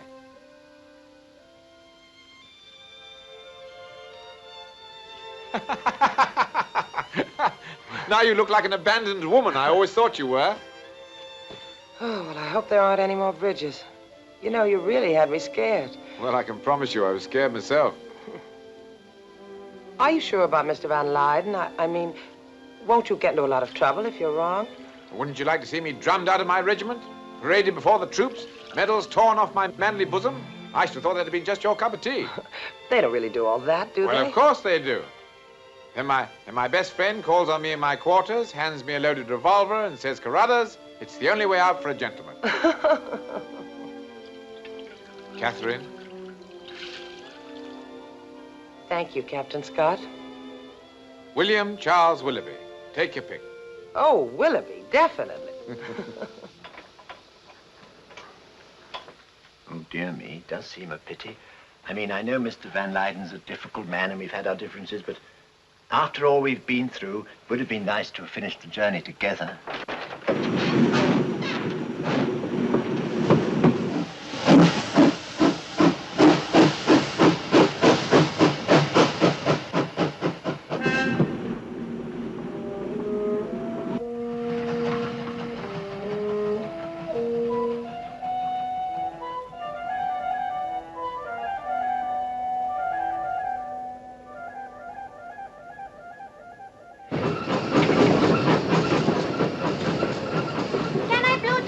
Not till we get down on the plain.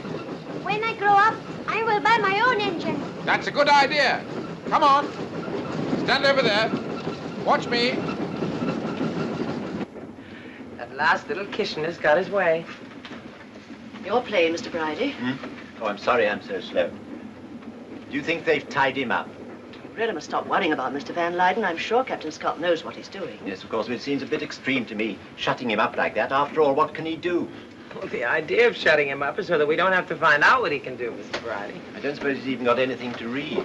Well, what in heaven's name does reading have to do with it? Captain Scott thinks he tried to kill Kitchen.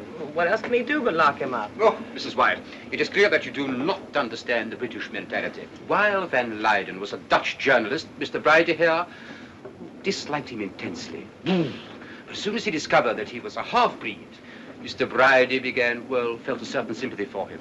Now that you all suspect him of being anti-British, fanatic, and maybe a murderer, Mr. Bridie will start crusading for him. He has become an underdog, and the British love underdogs. It's better than kicking them, Mr. Peters.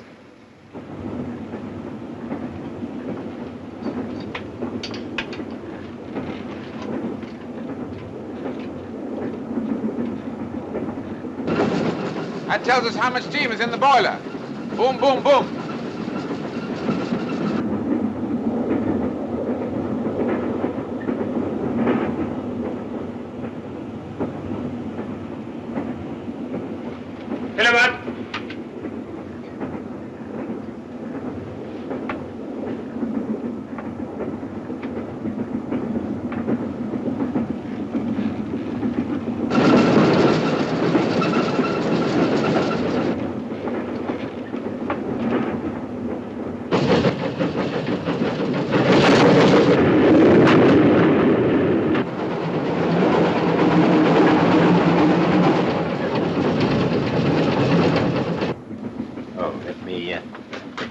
jug, shall I? Thank you.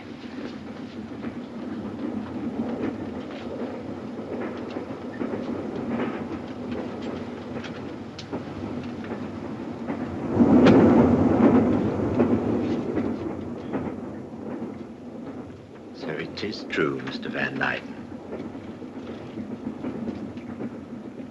Stand up where I can see you.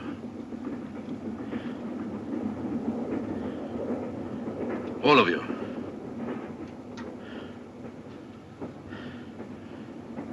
The boy, too. He's not here. He's out on the engine. You. Call the boy. Call him. No, don't. If you think you can get away with this... I can and I will. There won't be any witnesses. Even if you succeed, there's still the other soldier. He controls the engine. He will obey this. Call that boy. No. All right, don't call him. He won't stay out there forever. If you must massacre us all, you'd better first remove your safety catch. Keep back. May I drive the train? Presently. When? When I say so. Here, have a go. He was sent right from the beginning to do this. You find it strange? The man's mad. Not madder than you are. Like you, ladies and gentlemen, I believe in my country. You are Dutch. I'm Indian. My mother was Dutch. I'm just one of those half-breeds you despise so much. What does killing us prove? That you're not a half-breed? It proves that I'm a true Muslim. That I care enough to fight, maybe to die for my faith. For a country that will be all Muslim. A free country, and I will belong there. Are you capable of understanding that? You're a criminal. You belong in jail. I find the moral indignation of an armament peddler rather touching. Look!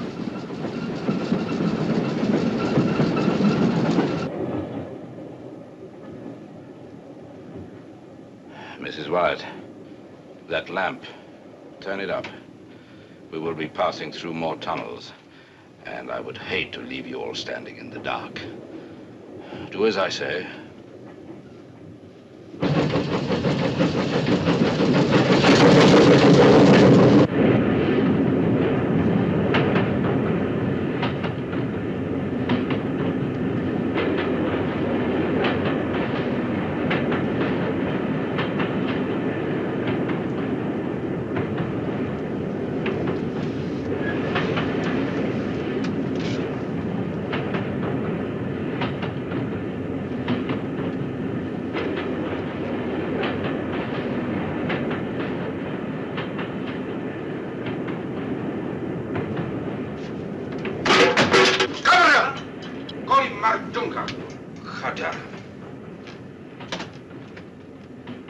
अगर मासूम बच्चों का खून करना ही देश सेवा है, तो मैं गद्दारी अच्छा। Gupta, why didn't you go? He would have killed you, Mem Saab. Yes, I would have killed you, Ma'am Saab.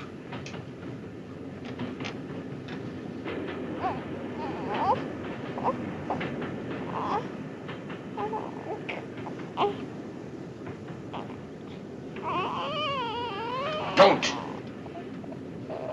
I've had enough tricks.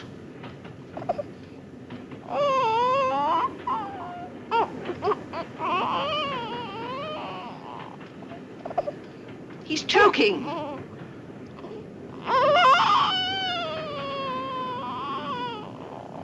See to it.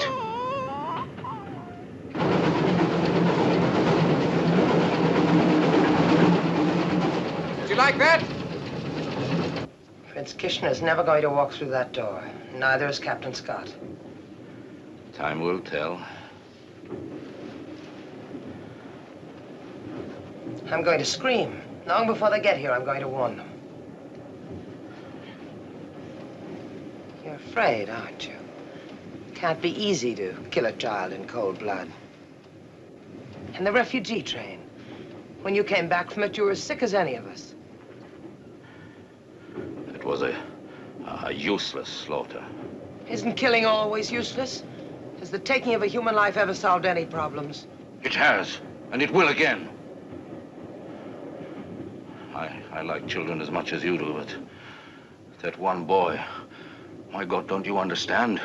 That one boy, he's a symbol. He's an outworn tradition that stands between my country and freedom. Or I shall kill him.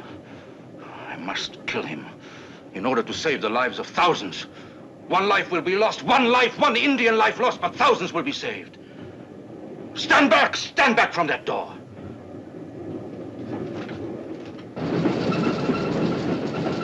Tea time, young fella. Can I come back later and drive the engine? Of course, I promised you, didn't I? Ticklish? Candy box? Doctor? Tum train chalao. Team pressure Kabadari Sideko.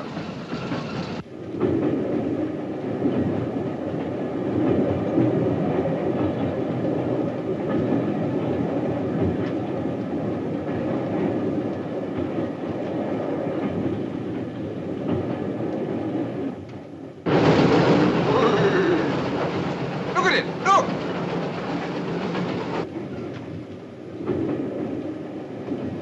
Not a sound from any of them. Hey! How can you drink tea with dirty hands?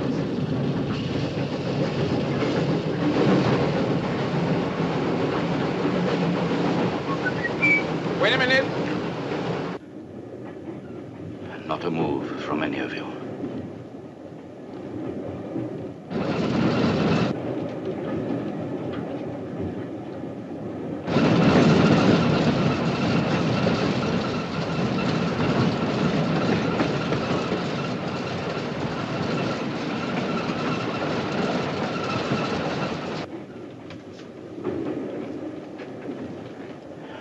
scream.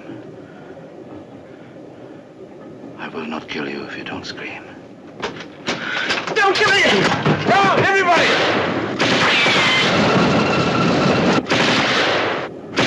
Doctor!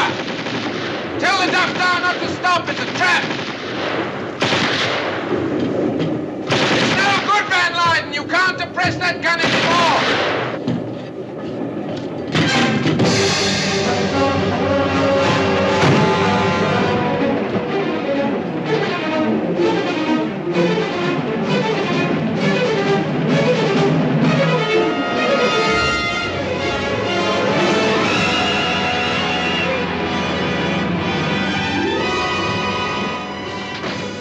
Help, Kumar!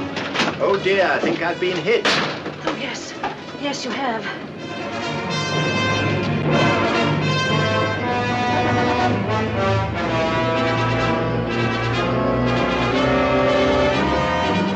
Now, we'll soon have this cleaned up for you. Good heavens, they're not on the roof.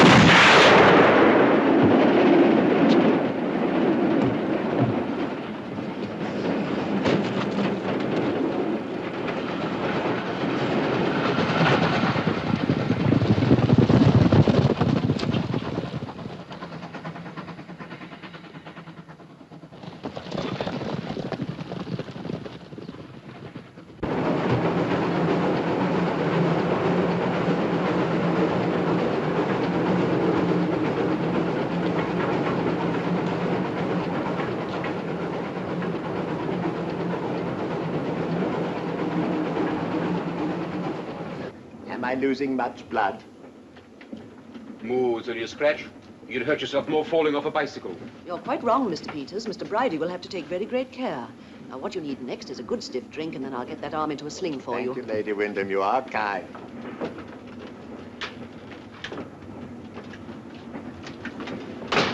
Where's Mr. Van Lyden? He got off. He got off? Oh, dear. You know, I couldn't help liking Mr. Van Lyden, even though he did try to drill us all full of holes. There you are. Drink that and it'll make you feel better. Thank you, thank you, thank you, Lady Wyndham. Well, now I suppose all our troubles are over.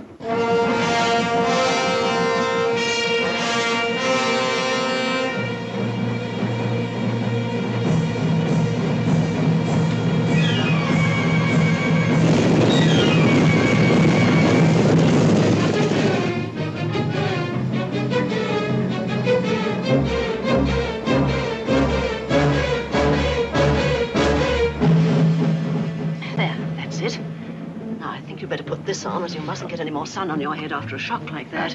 Thank you very much. It's the wrong way round. Thank you.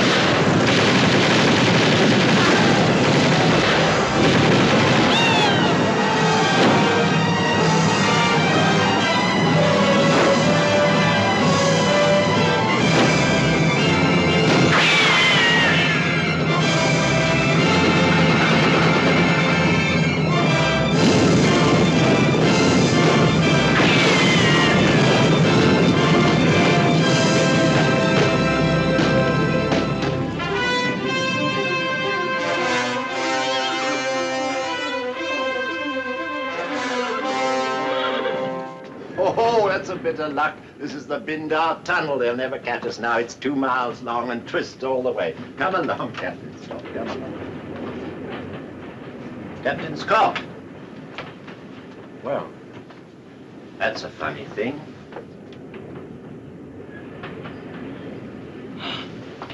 Is he all right? He will be.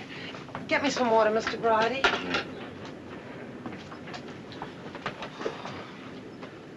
I don't think he can have been hit. Oh, it looks like just this wound.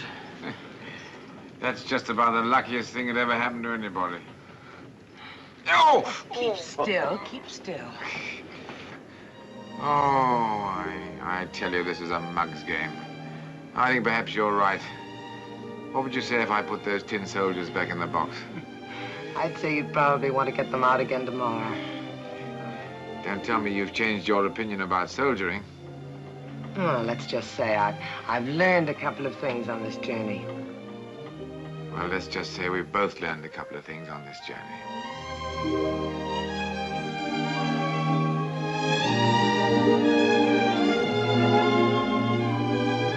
Yeah, you see? What did I tell you? It's the uniform. They all fall in the end.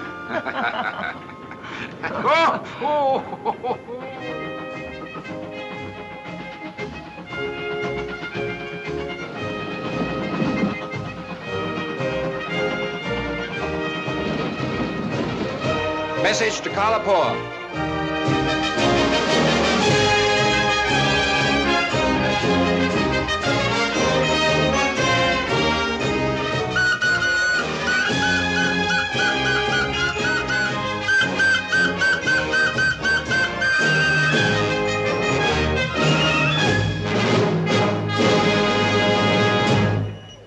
Hey there!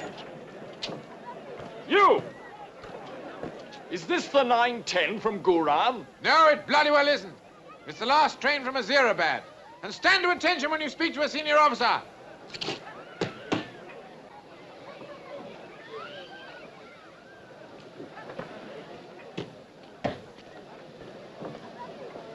Then John's all right. He's really all right? Yes, Sir John's quite all right. The rebels never broke into the fort. Reinforcements got through, sir? Yes, last night. The attack broke up as soon as they knew you'd got the boy away. We'll meet again, Captain Scott. I shall be staying at Government House, and I know the Viceroy will be interested to hear of your part in this journey. Thank you, ma'am. And don't forget Mr. Bridie. He's got a kick like a mule. That saved a lot of us. Well, Gupta? See, Saab, they said Victoria too old. No good except but for shunting. Let them speak now. She showed them. She certainly did. Shabash, Kumar. Shabash, Tafta Sahib. Mr. Peters, we're a bit worried you wouldn't get to the Delhi conference. The government are very interested in this new field gun your people are putting on the market.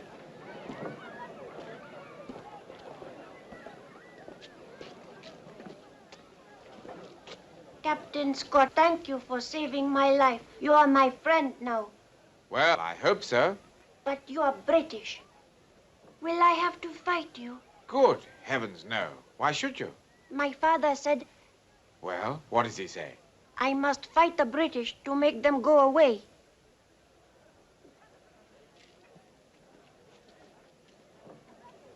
I wish I could have driven the engine.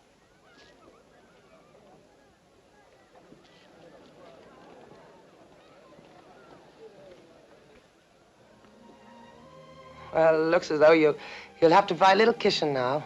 That's all the thanks you get. That's all the thanks we ever get. Be thankful you're living and trust your luck. March to your front like a soldier. Who said that? Man called Kipling. Another tea drinker. Well, you better try and find a home for young India.